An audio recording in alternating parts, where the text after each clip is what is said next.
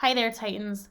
Welcome to another Titan Academy video, where today we will be learning about Titan flows and how to add groups to the workflow process. Now, this can be used to achieve a number of use cases. Maybe you want a group of users inside or outside of Salesforce to approve a form that somebody has completed, or you can have them fill out a new form. Really, any action can take place, but we are including a group of people using emails to continue the workflow process. So whenever you get to a node that you want to include a group on via an email, you will click on the node, click on the three dots, and then you can add a user/group.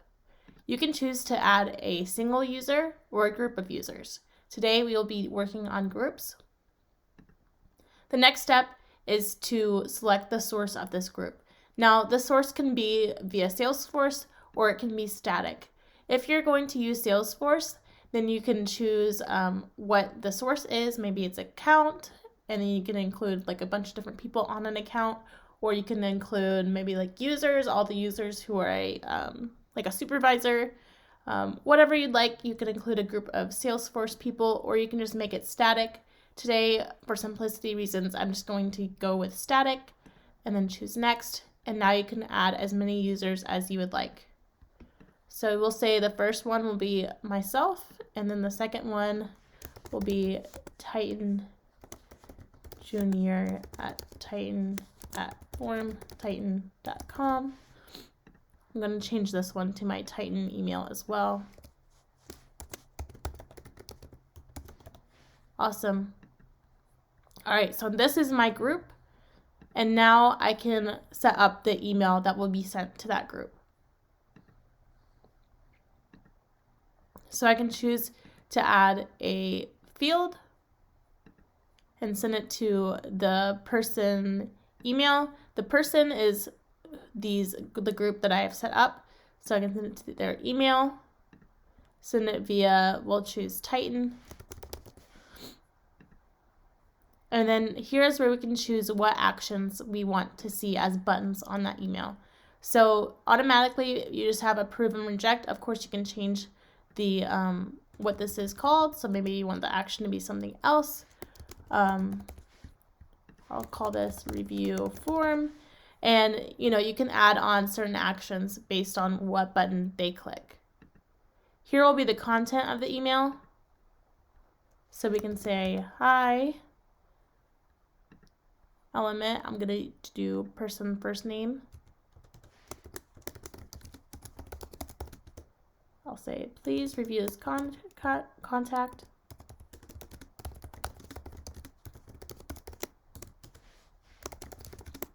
First name, last name, email.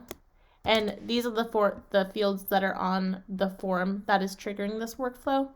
So I could add in these form fields by going to a project field, selecting the project, which right now I only have one project hooked up to this workflow. Of course, you can add multiple projects to the workflow. And then select field. I will then do first name, project field,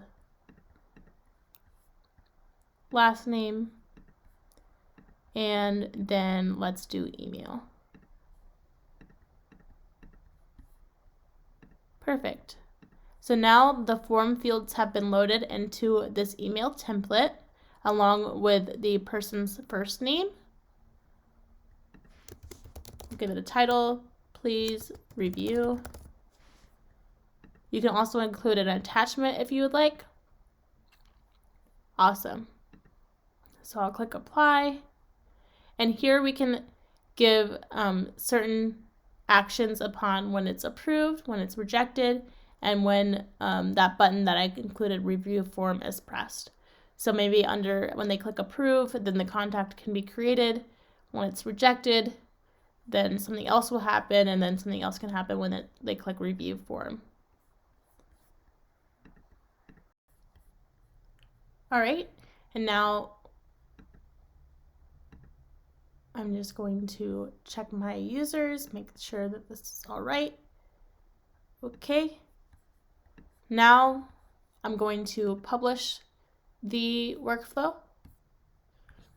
Publishing the workflow is very important to make sure that the workflow takes place whenever it is triggered by the first project.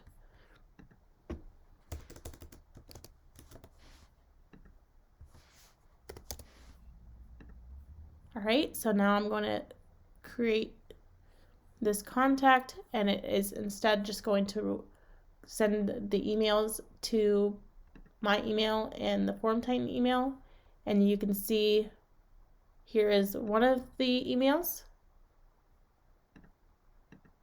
This was to Pages. Awesome. And now they can approve, reject, or review the form, or whatever actions we included for buttons. And then you can also see one for Titan too. Hi Titan. So it was sent to both me and the other user in this group. So that is how you add groups to your project workflows. Thank you for watching.